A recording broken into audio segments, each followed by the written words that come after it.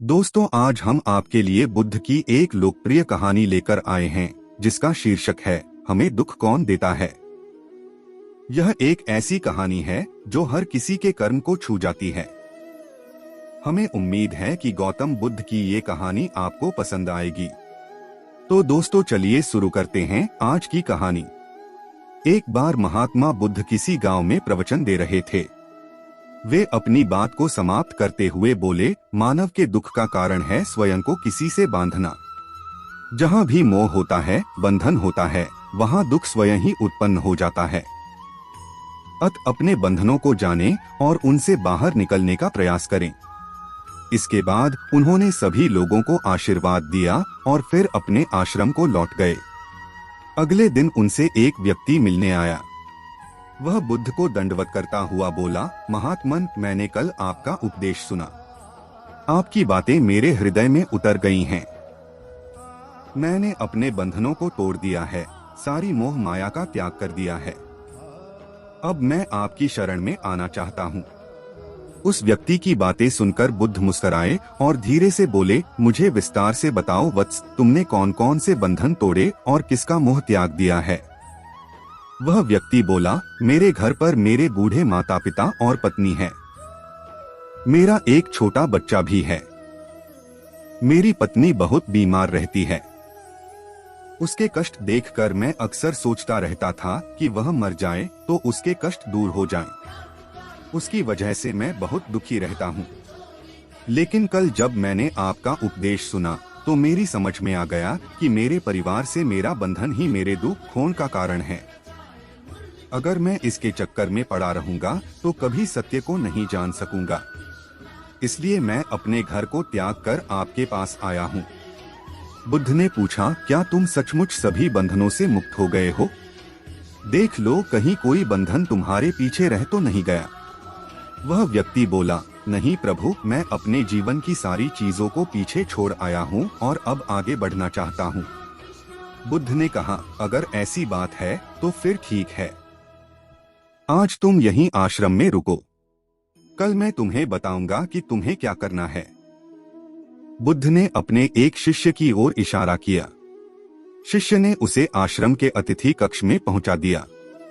वह व्यक्ति उत्सुकतापूर्वक आश्रम की गतिविधियां देखता रहा। उन्हें देखकर वह बहुत प्रसन्न हुआ और अपने सौभाग्य पर इतराता रहा। अगले दिन बुद्ध ने उस व्यक्ति को एक कार्य सौंपते हुए कहा, तुम्हें पूर्व की दिशा में जाना है। वहां पर तुम्हें एक गांव मिलेगा। गांव के बाहर ही एक साधिका का घर है। वह तुम्हें कोई वस्तु देगी। उसे लेकर तुम्हें वापस मेरे पास आना है। वह व्यक्ति पूर्व दिशा की ओर चल पड़ा। गर्मी का मौसम था। कुछ ही देर में वह पसीने से तरबतर हो गया। उसे प्यास भी सताने लगी। वह सोचने लगा कि अगर इस समय मैं अपने घर पर होता तो इस तरह गर्मी में पसीना नहीं बहाना पड़ता। कुछ दूर और चलने पर उसे भूख भी सताने लगी, पर वह एक सुनसान और बंजर रास्ता था। आसपास न तो कोई पेड़ था और न ही पोखर तालाब। वह पुनः सोचने लगा कि अगर मैं इस समय अपने घर पर होता तो अपनी पत्नी के हाथ का बना स्वादिष्ट भोजन कर रहा होता। पता नहीं क्यों बुद्ध ने मुझे गर्मी में इतनी दूर भेज दिया।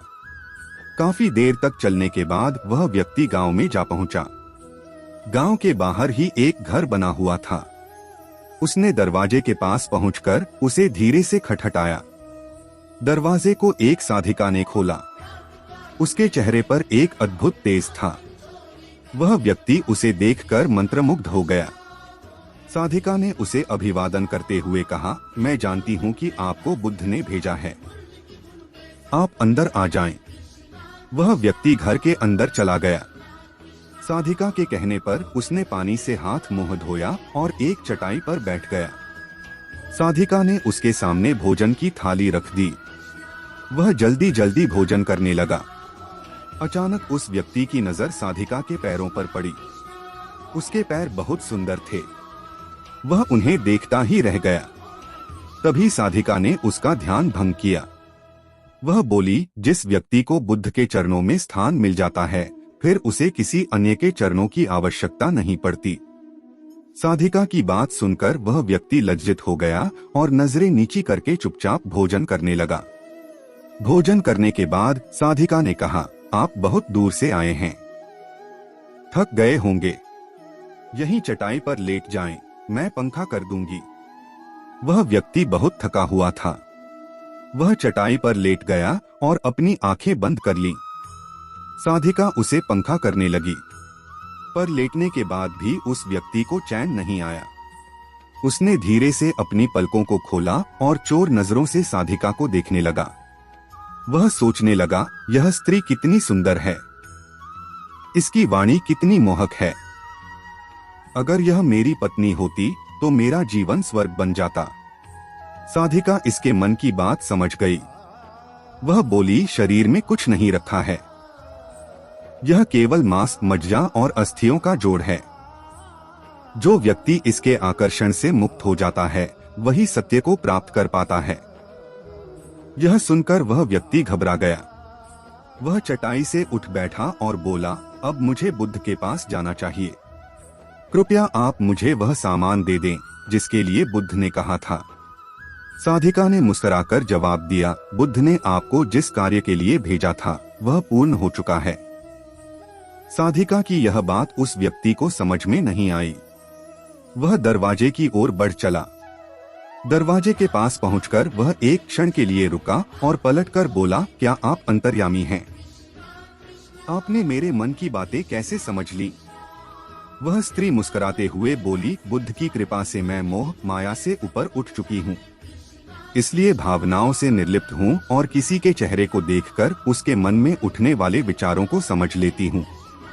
उसकी बातें सुनकर वह व्यक्ति एक बार पुनः लज्जित हुआ और सोचने लगा कि जिस स्त्री ने सच्चे मन से मेरा सत्कार किया, मैं उसके बारे में क्या क्या सोचता रहा। उसके बाद वह बुद्ध के आश्रम की ओर लौट पड़ा। आश्रम में पहुंचकर वह व्यक्ति बुद्ध के चरणों में गिर पड़ा और बोला, महात्मन, मुझे क्षमा कर दें, मैं बड़ा पापी हूँ। उसकी बात सुनकर बुद्ध मुस्कुराए और बोले, मैंने तुम्हें साधिका के पास इसीलिए भेजा था ताकि तुम अपने आप को देख सको। अब मुझे बताओ, क्या तुम सचमुच मोह और बंधन को त्याग चुके हो? वह व्यक्ति कुछ नहीं बोला। वह नजरें नीची किए चुपचाप खड़ा रहा। बुद्ध ने कहा, बाहरी बंधन और मोह को त्यागने से हम बंधन मुक्त नहीं होते। दरअसल बंधन और मोह हमारे भीतर होता है। तुमने परिवार को छोड़ दिया और सोचा कि मैं बंधन मुक्त हो गया, लेकिन जैसे ही तुम्हें अवसर मिला तुम्हारे भीतर का मोह जाग उठा और इसी वजह से आज तुम अपने आप को पापी समझ रहे हो। मुझे क्षमा कर दें प्रभु। उस व्यक्ति ने अपने हाथ जोड़ दिए। फिर वह धीरे से बोला, आप सही कह रहे हैं, मैं केवल अपनी पत्नी से पीछा छुड़ाना चाहता था। वह बहुत बीमार रहती है। 1 वर्ष से हमारे बीच संबंध भी नहीं बन पाए। मैं कुछ ज्यादा कमाता भी नहीं हूँ, इसलिए मैं अपने परिवार के दायित्वों का निर्वहन भी ठीक ढंग से नहीं कर पा रहा हूँ। शायद इसीलिए मैं अपने परिवार से पीछा छुड़ाना चाहता था, पर अब मैं समझ गया हूँ मेरा परिवार ही मेरा सत्य है और उसके दायित्वों का निर्वहन ही असली कर्म है। बुद्ध बोले, मैं जो कुछ भी कहता हूँ वह अपने अनुभव के आधार पर कहता हूँ। लोग मेरी बातों को सुनते तो हैं, पर वे अपने स्वार्थ के अनुसार ही उसका अर्थ ग्रहण करते हैं। इसीलिए मोह, माया, कामना, इच्छा, वासना, क्रोध को लोग बाहर की ओर खोजते हैं, जबकि यह हमारे भीतर ही हैं। हम दूसरों को देखकर तरह तरह की कामना करने लगते हैं।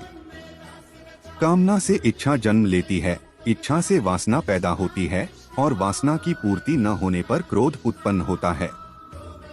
यह सब एक दूसरे से जुड़े हुए हैं। क्रोध के लिए हम सदैव दूसरे को जिम्मेदार ठहराते हैं, जबकि क्रोध का स्रोत हमारे भीतर है। तुम चाहोगे तो क्रोध आएगा, तुम चाहोगे तो क्रोध नहीं आएगा।